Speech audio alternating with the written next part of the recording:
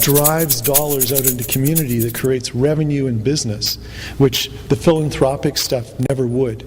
So we kind of look at the handout, the hand up, and then the hands together, where we try and create an enabling environment for the sector to create a true Aboriginal economy within the local economy where we do business. So that's our story. So thanks for listening. At the Coady International Institute, and at the Coady we're going on 54 years of working with communities on igniting leadership and community development.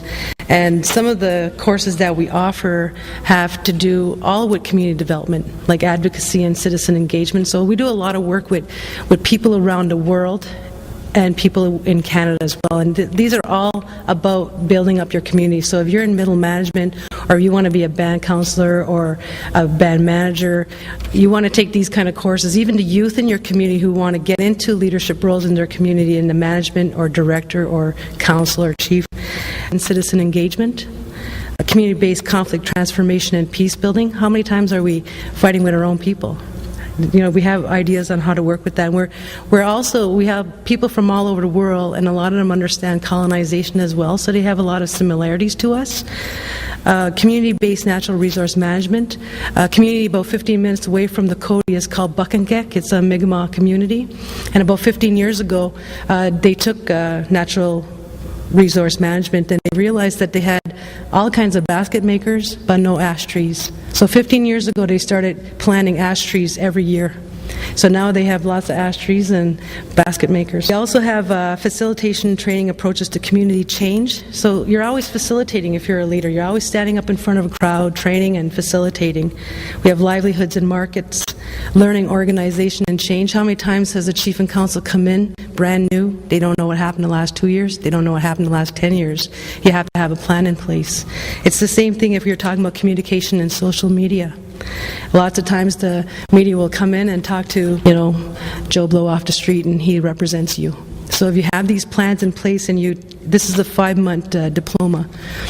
And one of the courses that we offer is called Mobilizing Assets for Community-Driven Development. And that's talking about working with your community, and what it ends up being is a community plan.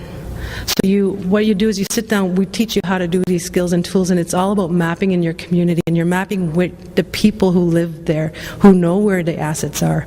But this exercise pulls out people assets, community assets, and you even get them to draw a map of their community. You get them to draw a map of the natural resources in their community as well. And you get to see the program that we use, and we used to always use this tool as a flip chart kind of thing that we drew with the community. It's called the leaky bucket. And this is our best practice that I want to share with you today from this community asset planning. So last year, as part of my program, I run the Indigenous Women in Community Leadership Program, and I put the asset-based community development, we call it ABCD, I put that into my program because I really liked the way the tools were to work with your community, engage your community, because a lot of people, they don't know how to engage their community. Lots of times food brings people out. But I mean, a lot of times people want to tell their story, and what do they know better about than their home community and the people that live there? So this is a diagram that we used in St. Mary's of the leaky bucket, and we work with the chief and council, and we work with the community members to draw this map. And what it is it's a bucket that shows all of the money that's coming into the community.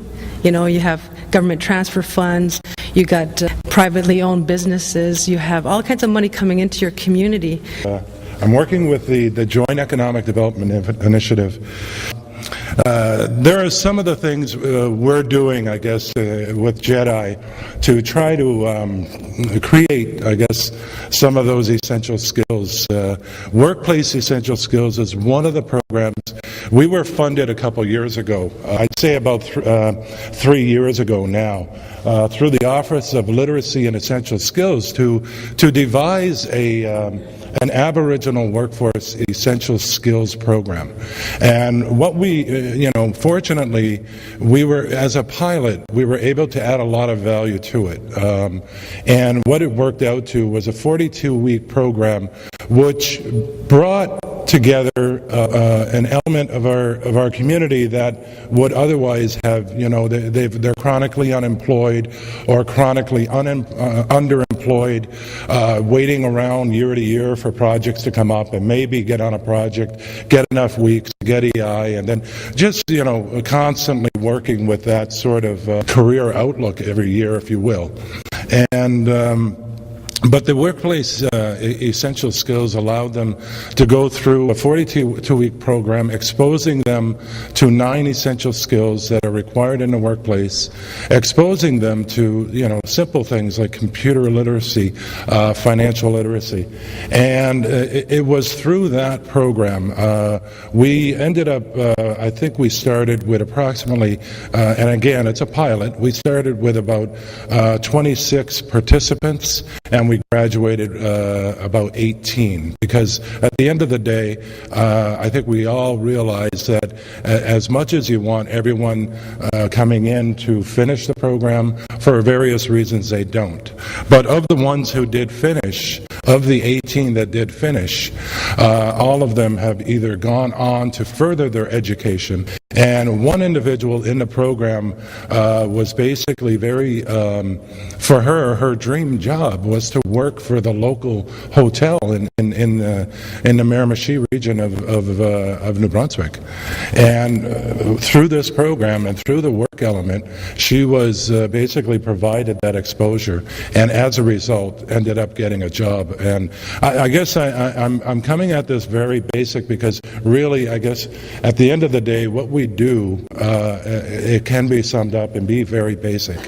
One other thing that we do provide through JEDI, what that basically provides for individuals and communities is we will provide 50% of the funding for you to go and get your business plan and work with the consultant and get your business plan done. And as a result, we're finding that in excess of 75% of those individuals who get that actually go on to implement it and get into business. So we're slowly working to get these projects and programs in place, and we have a suite of things right now. I would basically ask that you go to our website, www.jedinb.org, and check out what we're doing. If you have any questions, our contact information is there as well. Thank you very much. I'm going to tell you a little bit of a story. I work in the adult literacy and essential skills and workplace learning world right now, and I'm going to take that hat off. So we set about trying to help people get into business. Over the years, I moved along in that line of business, and at one point found myself working for the provincial government and was responsible for all of the provincial government business loan programs. And that was at the time before oil money had hit Newfoundland. We had an investment budget totaling $2 million a year. It wasn't very much. But I set about, as part of my plan when I was in that role, to try and give entrepreneurs the tools that they need if they really are going to get started. So we started a program working with the community business development corporations, which actually started giving people who were self-employed a little bit of training as to what they were getting into. Being a business person is the only job you can get with absolutely no training whatsoever. Right? If you want to be a doctor, a lawyer, a dentist, an electrician, a plumber, anything else, you got to go learn a trade, you got to go to school or professional school or something. But you get fired from any of it, you can become a business person. And people have been talked into that for 20 years and not given the right tools. So we started developing some tools so that people understood what they were getting into and learned a little bit about it. The other thing we did was, and I'm really proud of this one, we created an equity program so that if you're a small business coming into us for the first time, you want to get started, most people haven't got the assets, that haven't got the RRSPs that David Chilton talked about dipping into, following his own advice, right? So we created a matching equity program.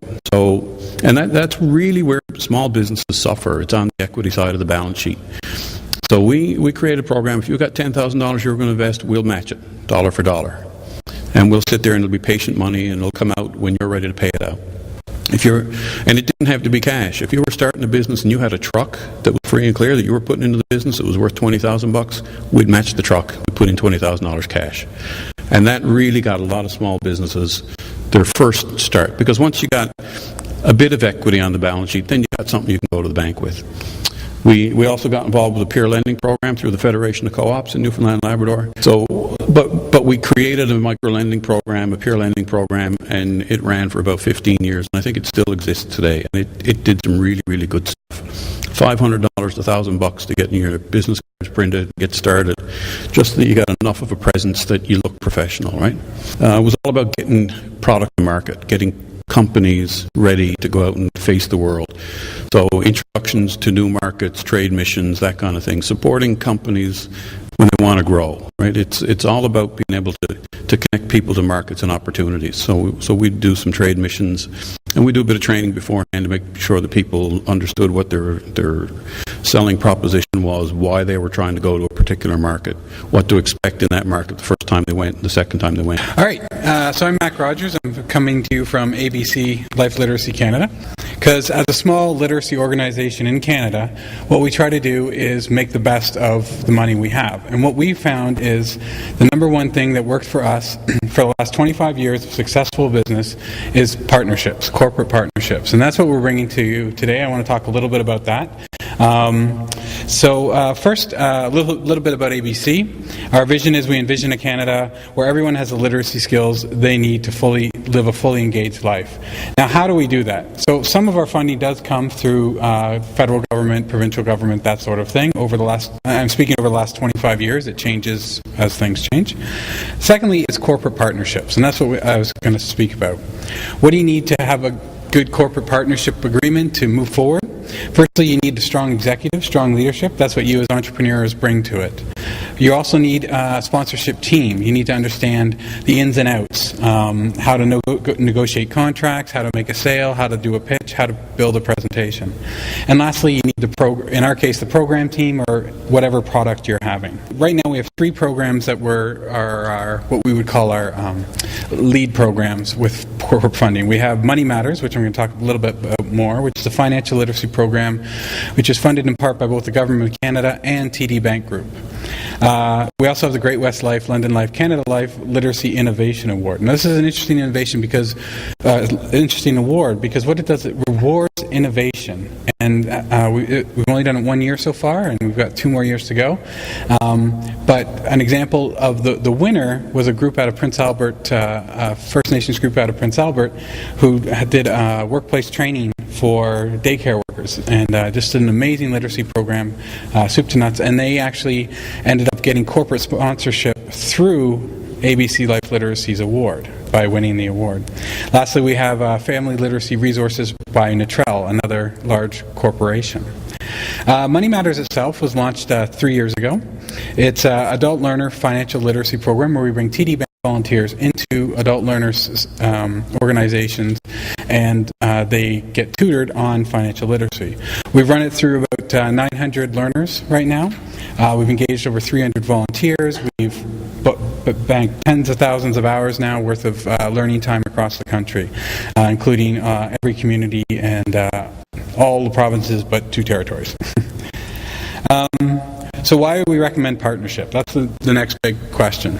First thing about partnership is what Bill was talking about, is that as an entrepreneur, and I've been an entrepreneur, I had my own business for 7 years, capital is a problem. What partnership gives you? It gives you access to capital. If you can secure a partner, you can take that big chunk of worry off your plate. Also, you can help build the community by building up the organization within your community. Thirdly, you can leverage some of the strengths that a lot of corporations have around communications, internal and external, marketing, and also the reach and network of that organization. What does the partner get out of it? Well, they obviously get their name associated with a great product or service. They can have employee engagement, which is a big thing for our partner TD Bank on the Money Matters. Media coverage is also something that they always look favorably upon. Brand awareness and public perception of doing good. How you get corporate partnership. This is kind of the meat and potatoes of this. What I'll do is I'll talk about ABC Life Literacy's Money Matters program. We actually approached 2 partners at the same time. We approached the Government of Canada for funding and TD Bank. And we approached them at the same time because we wanted it to be a joint 3-way connection. We made sure all our goals and objectives were aligned. We developed a program that actually answered specific questions to each partner. So, for example, for TD Bank, they wanted a program where they could get their TD Bank employees out into the community. For the government, they wanted to promote RESPs and post-secondary education savings. This alignment allowed everyone to feel good about it going in. You then put together the sales pitch, you get out there, you start working the room, so to speak. Partner relationship. This is what, when you talk about business coaching, we find that the relationship with your partners is how you coach. You're coaching through the partners. You're using that communication to build it up. One of the challenges we had, for example, is rural, I can never say that word, delivery. Because we don't have enough, a small TD branch might only have 4 or 5 employees in a small community. They can't send 3 of their volunteers to a learning center to deliver a literacy program because the bank will close. So we had to find solutions. So what we've done is we're now developing an online tool.